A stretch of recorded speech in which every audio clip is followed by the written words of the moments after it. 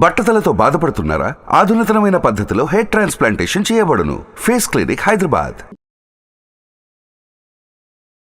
నమస్తే రమగారు. నమస్తే జయ. ఒక మంచి స్టోరీ చెప్పుకుందామండి. పల్లెటూరు కథ ఒకటి. పూర్వం అంటే ఒక పల్లెటూరులో రెడ్డి గారు ఒక ఆయన ఉండేవారు. చానాళ్ళు పిల్లలు పుట్టలేదట. లేక లేక ఒక కుమారుడు కలిగాడు. వాడికి ఓబిరెడ్డి అని పేరు పెట్టారు. అయితే ఈ ఓబిరెడ్డికి పెద్ద చదువు రాల, పైగా లేక లేక పుట్టడంతో పిచ్చి గారాబంట, అమిత గారాబం. ఏదో సుమారుగా ఉండేది, ఆడుకుంటూ ఉండేవాడు ఇంట్లో. అంత తెలివిగలవాడు కాదు. అయితే ఇది కొన్నాళ్ళు పోయాక నాన్నకు తెలిసింది, పిల్లాడికి చదువు సంధ్య లేకపోతే కష్టము, వీడు తెలివిగా లేడు అని అనుకుని ఆయన స్నేహితుడు ఒక బ్రాహ్మణ ఆయన ఉన్నారు, అప్పన్న శాస్త్రి అని. ఆ శాస్త్రి గారిని పిలిచి వీడికి ఎట్టో కొట్ట 4 చేతులు సంతకం పెట్టడము, 4 మాటలు మాట్లాడడము, 4 ఏమన్నా నేర్పించు అని అడిగాడు. అప్పన్న శాస్త్రి గారిని బాగా పోషించేవారు వీళ్ళు. ఆయన రోజు అది చెప్పి ఇది చెప్పి చెప్పడానికి చాలా ట్రై చేసి విరక్తి పెట్టి ఊరుకున్నాడు. ఆయన ఏం నేర్పించాడు? సుమతి శతకం పద్యాలన్నీ వల్లి వేయించి నోటికి చెప్పాడు. సంతకం పెట్టడం నేర్పించాడు. ఇప్పుడు నీకు వీళ్ళన్నీ సాంగంగా చక్కగా నేర్చుకుంటే క్రమంగా ఎవడి సంతకం వాడు పెట్టేటప్పుడు వాడి తలకు సిగ్నేచర్ థింగ్ ఒకటి ఉంటుంది అందులో. నేనే నీకు జయలక్ష్మి పేరు రాయడం నేర్పించాను అనుకో, నీకు అవి రావాలని ఇంతంత రాసి పెడతా కదా, అంతేనా? అంతేగా. పెద్ద పెద్ద అక్షరాల్లో దిద్ది వాడికి పెద్ద పెద్ద అక్షరాల్లో సంతకం పెట్టడం మాత్రం వచ్చింది. ఈ అప్పన్న గారికి కూడా విసుగు పుట్టింది. వీడు మతిలేని పిల్లవాడు, వాడికే వస్తుందిలే, ఇవి వచ్చిన పద్యాలు చాలు, వాడి సంతకం పెట్టడం వచ్చింది, అదే చాలని వదిలిపారేశాడు. అలా నడిచేది. క్రమంగా ఏమైంది, కొంతకాలానికి తండ్రి గతించాడు. ఈ ఓబిరెడ్డికి చుట్టూతా స్నేహితులయ్యారు. వీళ్ళు వీర శివారెడ్డి, వెంకటరెడ్డి, అప్పన్నరెడ్డి, ఇట్లా ఒక 6-7 రెడ్లు తయారయ్యారు. వాళ్ళకి వీడు పిచ్చి వెధవని, అమాయకుడని తెలిసింది. వీళ్ళంతా ఏదో దూరపు చుట్టాలు. ఎంతసేపు ఇంటికి వచ్చి ఉండేవాళ్ళు, అవి ఇవి వండిచ్చేవాళ్ళు, అది వండిచ్చి ఇది వండిచ్చి అంటే వండిచ్చేవాళ్ళు. క్రమంగా ఇట్లా అయ్యాక వాడి దగ్గర డబ్బులు, ఇంట్లో ఉన్న డబ్బంతా తరిగిపోవటం మొదలుపెట్టింది. తండ్రి పొలాలు పుట్రలు తయారు చేసి పెట్టాడు కొడుకు కోసం. ఇంట్లో ఏదో ధనం, మెల్లిగా ఎవరైనా వస్తుంటే సరుకులు కావద్దు, పని వాళ్ళు పోయి సామాన్లు తెస్తారు, డబ్బులు ఇస్తాడు, మెల్లిగా డబ్బులు అయిపోవు. ఇక డబ్బంతా ఖర్చు అయిపోవటం మొదలుపెట్టింది. ఎంతసేపు ఎవరో ఒకళ్ళు చుట్టం పక్కవని వచ్చేవాళ్ళు. మా ఇంటికి చుట్టాలు వచ్చారు, మీ ఇంటికి తీసుకొచ్చాననేవాడు స్నేహితుడు ఇంకో రెడ్డి గారు వచ్చి. క్రమంగా రోజులు గడిచే కొందికి డబ్బులు తగ్గిపోయినాయి. ఒకనాడు ఈ ఓవిరెడ్డి ఏదో బజార్ వెళ్తుంటే అప్పన్న శాస్త్రి గారు కనపడి, ఏమిటైనా ఓబయ్య, మీ ఇంటి నిండా జనాలు ఉంటున్నారు ఎప్పుడు ఒకప్పుడు, ఏమిటంటే చుట్టాలండి అనేసరికల్లా ఈయన అన్నాడు, నీకు జ్ఞాపకం ఉందా, సుమతి శతకం పద్యం చెప్పేవండి అని చెప్పి, ఏమిటి తెప్పలు 10,000 చేరు కదరా, సుమతి ఉంది కదా, ఎప్పుడు డబ్బులు వస్తే అప్పుడు చుట్టాలు ఉంటారు, ఎందుకంటే నీరు ఎక్కడ ఎక్కువ ఉంటే అవును కప్పలు 10,000 చేరుతాయి అక్కడికి. అవును, నీ దగ్గర డబ్బులు ఉన్నాయి కాబట్టి చుట్టాలు వస్తున్నారు, లేకపోతే ఒక్కళ్ళు కూడా రారు అని చెప్పాడు. ఈ సుమతి శతకం పద్యం వల్ల వేసుకుంటూ వెళ్ళేసరికల్లా ఈ ఓబిరెడ్డికి అర్థమైంది. అవును కదా, అక్కడి నుంచి ఇంటికి వెళ్ళగానే ఇంట్లో చుట్టాలు వాళ్ళు వీళ్ళు ఉన్నారు, ఎవరో కొంచెం పలహారం చేస్తున్నారు, ఇంకెవరో కాళ్ళదాపు పడుతున్నారు. గట్టిగా అరిచి కేకలు పెట్టి తిట్టిపోసాడు అందరినీ. మీరందరూ కప్పలు, నా దగ్గర డబ్బులు ఉన్నాయి కాబట్టి చేస్తున్నారు, అంతకంటే ఏం లేదు. సుమతి శతకారుడు ఏనాడో చెప్పాడు, పొండి మా ఇంట్లోకి ఇక మా గడప మీద అడుగు కూడా పెట్టద్దు, మీరు వెళ్ళిపోండి అని అందరి మీద కేకలు పెట్టాడు. కొంచెం అమాయకుడు కదా, జనం అంతా అంత అరుస్తుంటే ఎవరుంటారు, ఎవరి దారిన వాళ్ళు సర్దుకుని పోయారు. ఈ కప్పల పద్యం అందరికీ తెలిసిందే కదా, పిల్లలకి నేర్పించాలి. మన దగ్గర డబ్బులుంటే ఉండే విధానం వేరుంటుంది, చుట్టాలు డబ్బులు లేనప్పుడు ఉండే విధానం ఎప్పుడూ వేరుగానే ఉంటుంది. అందుకని చుట్టాలతో డబ్బులు సంపాదించుకోవాలి, కానీ చుట్టాలతో మితంగా ఉండాలి. బాగానే ఉంది. కొంతకాలం గడిచింది, ఇంట్లో డబ్బంతా అయిపోయింది, కానీ పొలము పుట్ర ఉన్నాయి కదా, నెల ఏడాదికి ఒకసారి డబ్బులు వస్తాయిగా, వాటితో ఓబయ్య కాలక్షేపం చేస్తున్నాడు. అయితే ఊళ్ళో ఈ స్నేహితులు ఉన్నారు కదా, వీళ్ళు ఏం చేశారు, ఇతను అల్ప సంతోషి ఓబయ్య. ఒకడేం చేశాడంటే, మా ఊరి నుంచి చిలకడ దుంపలు వచ్చినాయి ఓబయ్య, నీకు ఇవ్వడానికి వచ్చామని చిలకడ దుంపలు పుచ్చుకొచ్చాడు.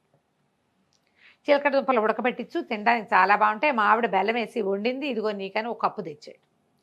ఇప్పుడు వాళ్ళు ఇవ్వడానికి ఇచ్చారు కానీ తీసుకోవడానికి రాలా. బాగుందిగా, ఓబయ్య ఆ స్వీట్ తినేశాడు, చిలకడ దుంపలు చూసుకొని సంతోషించాడు. మళ్ళీ ఫ్రెండ్షిప్ వృద్ధి అయింది కొండారెడ్డితోటి.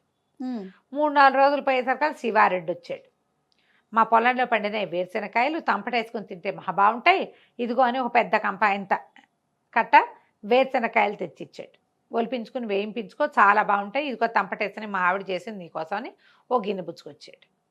తంపటకాయలు తినడానికి మహా బాగుంటాయి. ఇప్పుడు కొండారెడ్డి కూడా శివారెడ్డి కూడా ఎందుకు వచ్చాడు? ఇవ్వడానికి వచ్చాడు. ఇంతకుముందు మనకేం తెలుసు, తీసుకోవడానికి వస్తారు చుట్టాలు, ఇప్పుడు ఇవ్వడానికి వచ్చారు. వీళ్ళు కాకుండా హనుమంతరెడ్డి ఒక ఆయన వచ్చాడు. ఆయనేమో మా ఇంట్లో సంక్రాంతి పండగకి పప్పలంటే ఇదిగో నీకు అరిసెలు నీతరిసెలు ఇవ్వడానికి వచ్చాను అన్నాడు. ఒకళ్ళు మా ఆవు ఈనింది జున్ను ఇదిగోని అన్నారు.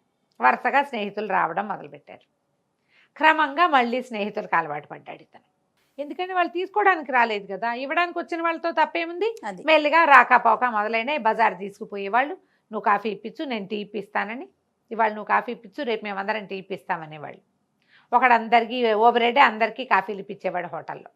మర్నాడు ఎవరు వచ్చేవాళ్ళు కాదు. ఈ 2 రోజుల్లో ఈ ఓబరెడ్డి మర్చిపోయేవాడు. మళ్ళీ స్టార్ట్, నువ్వు ఇవాళ టిఫిన్ ఇప్పించు, నువ్వు ఇవాళ మిఠాయి పొట్లం కట్టించు, నువ్వు ఇవాళ జిలేబీ ఇప్పించని మొత్తం వీడి దగ్గర డబ్బులన్నీ ఖాళీ చేసేవాళ్ళు. అయితే ఏమైంది, కొద్ది రోజులు పోయాక ఇతనికి డబ్బు అవసరం రావటం మొదలుపెట్టింది. అందరూ 5, 10, 10, 25 అప్పులు పెట్టారు. కావాలంటే మేము ఇస్తాం కదా అని. 5, 10, 25 కలిపితే ఓ 100 రూపాయలు అవుతుంది అంతే. డబ్బులు అయిపోతున్నాయని అడిగేసరికి మళ్ళీ రావాలి కదా, పొలం డబ్బులు వచ్చేదాకా చేతిలో డబ్బు అయిపోతే ఏం చేయాలి? సరే అప్పులైనాయి. అయిన తర్వాత స్నేహితులంతా ఏం మాట్లాడుతున్నారంటే, ఈ బాబాయ్ పిచ్చి వెధవా, ఒక ఎకరం పొలం రాయించేసుకుంటే మన అప్పులకు సరిపెట్టచ్చు. రెండో వాడు అన్నాడు, అట్టెట్టా సరిపెడతావు వెధవ, 100 రూపాయలు కూడా అవ్వు, పొలం 15-1400 ఉంటుంది ఎకరము అంటే. ఏం పర్వాలేదు వాడికి, వాడు ఒప్పుకోడు అన్నాడు. ఏం పర్వాలేదు, వాడికి ఏమైనా తెలుసా చచ్చా, అంత తెలివిగలవాడు కాదు. ఎకరం లాగేశామంటే సమానంగా పంచుకుందాం, 5గురం అందరూ కలిసి ఇచ్చింది 100 రూపాయలు, సమానంగా తలా ఒక 300 పంచుకుంటారు. ఓకే. వాడు పిచ్చి వెధవగా ఉన్న నాళ్లే మనకిది రేపొద్దున పెళ్లి చేసుకుని పెళ్ళాం వచ్చిందనుకో, ఆ తెలివిగలదైతే ఈ అవకాశం ఉండదు. వీడు మన చేతిలో ఉన్నప్పుడే మనం పొలాలు లాగేసేయాలి. మన పొలాలకు పక్కన ఉన్న ఎవరో ఒకటి పొలం పక్కన ఉందనుకో, అది వాడు ఆ పొలం కలుపుకుంటాడు. వాడి వారిని 300 వాడు ఉంచుకుని 1200కి మిగిలిన వాళ్ళకి అమ్ముతాడు. 1200 ఇస్తాడు, మిగిలిన వాళ్ళు పంచుకోవచ్చు. ప్లాన్ బాగుంది కదా. సరే ఇప్పుడు మరి వాడు సంతకం పెడతాడంటే వాడి బొంద, వాడికి సంతకం పెట్టడం ఒకటే వచ్చు, చదవటం రాదు. చదవటం ఎట్టాడి చదవటం వచ్చు వాడికి, పెద్ద పెద్ద అక్షరాలు ఉంటే చదవగలుగుతాడు. ఆ పెదబాల శిక్షలో ఉన్నట్టు చేతిగా గొలుసు కట్టు రాతతోటి రాసుకొచ్చేస్తానని ఒకడు కొండారెడ్డి దస్తావేజు రెడీ చేసుకుని వచ్చాడు. అతని పొలం పక్కనే ఈ ఓబయ్య కూడా పొలం కూడా ఉంది. అతను కలుపుకుంటాడు ఆ పొలాన్ని. సరే చేతిగా గొలుసు కట్టు రాతతో దస్తావేజు రాసేసి చేత్తో పుచ్చుకొచ్చాడు. పుచ్చుకొచ్చాక వాళ్ళు వచ్చేసరికల్లా ఇతను ఒక పద్యం చదువుకుంటాడు. ఏమిటది? మాటకు ప్రాణం సత్యం. ఏదైనా ఒక మాట మాట్లాడాలంటే నిజం ఉండాలి అందులో. అది ఆ మాటలకు ప్రాణం ఏమిటి? నిజం. నిజం, అథెంటిసిటీ కావాలి దానికి. తర్వాత ఆ కోటకి ప్రాణం సుభటకోటి. ఒక కోట ఉందంటే పెద్ద ఫోర్ట్, దానికి ఏముండాలి? అద్భుతమైనటువంటి భటులు ఉండాలి. సైన్యం లేని కోట ఎందుకు? అవును. తర్వాత చేటికి ప్రాణము మానము. స్త్రీలకి మానం ఉండాలి, మర్యాద. వాళ్ళ దాంట్లో వాళ్ళు ఉండగలగటం అది అవసరం ఆడవాళ్ళకి. తర్వాత చీటికి ప్రాణము చేవ్రాలు. కాగితానికి ఒక కాగితం, దేనికైనా ఒక కాగితం అనే దానికి ప్రాణం ఏంటి? దాని మీద వ్రాలు. చీటికి ప్రాణము వ్రాలు. వ్రాలు అంటే రాత. చేవ్రాలు అంటే చేతి రాత. సంతకాన్ని కూడా చేవ్రాలుగా చెప్తారు. అంతేగా. ఈ పద్యం చదువుకుంటున్నాడు. జనాలు లోపలికి వచ్చారు. 5 ఫ్రెండ్స్ వచ్చి, అబ్బబ్బబ్బా మన బాబాయ్ ఎంత గొప్పవాడరా, ఎంత బాగా పద్యం చదువుతున్నాడు చూడు, అసలు కంఠస్వరం ఎంత బాగుంది, ఆ పద్యం ఎంత బాగుంది, ఎన్ని పద్యాలు వచ్చో వీడికి, మనకి ఇందులో సగం కూడా రావు రోయ్ అన్నారు. అనేసి సంతోషించాడు. వచ్చారు కూర్చోండి అన్నాడు. అన్నాక అసలు ఓబయ్య చేతి వ్రాలు కూడా ఎంత బాగుంటుంది, సంతకం అంటే వీడిదే, ఎంత బాగా పెడతాడు, ముత్యాల కోవ అంటే. అవునా అన్నారు. అనగానే అవునోయ్ నేను బాగా పెడతానని వీడు చెప్పాడు, వాళ్ళు కూడా ఓహో అన్నారు. అయితే ఈ కొండారెడ్డి గారు ఏం చేశాడంటే, సరే ఆ వ్రాలేంటో దీని మీద పెట్టు చూద్దాం, ఎంత బాగా రాస్తావో, ఆ ముత్యాల కోవ ఏంటో నేను కూడా చూస్తానని పైన గొలుసు కట్టు రాతతోటి రాసేసిన దస్తావేజు తెచ్చి చేతులు పెట్టాడు. వీళ్ళందరూ ఓహో అంటున్నారు. ఇతను అమాయకుడు కదా, గబగబా కలం తీసుకొచ్చి ఓబయ్య వ్రాలు అని రాశాడు. లేదా ఓబిరెడ్డి, ఇంటి పేరు ఏదో ఉంది, చక్రాల ఓబిరెడ్డి వ్రాలు అని పెట్టాడు. పెట్టేసరికల్లా అందరూ అబ్బబ్బా ఎంత బాగుంది, అసలు ముత్యాలేగా, ఎంత బాగుందో చూడండి. అందరూ 5 చేతులు మార్చుకున్నారు కాగితాలు. మార్చుకున్నాక ఒక ఆయన అన్నాడు, సరే ఓబయ్య అసలు నీ సంతకం ఎంత ముచ్చటగా ఉందంటే పటం కట్టించుకుని పెట్టుకోవాలరా అన్నాడు. అనగానే ఓబయ్య ఏం చేశాడు, చర్రన ఆ కాగితం లాక్కుని పర్రమని దాన్ని చింపి తన సంతకం పెట్టింది చేతిలో పెట్టాడు. దీన్ని పటం కట్టించుకో అని ఈ కాగితాన్ని ఇట్లా చుట్టి పడేశాడు.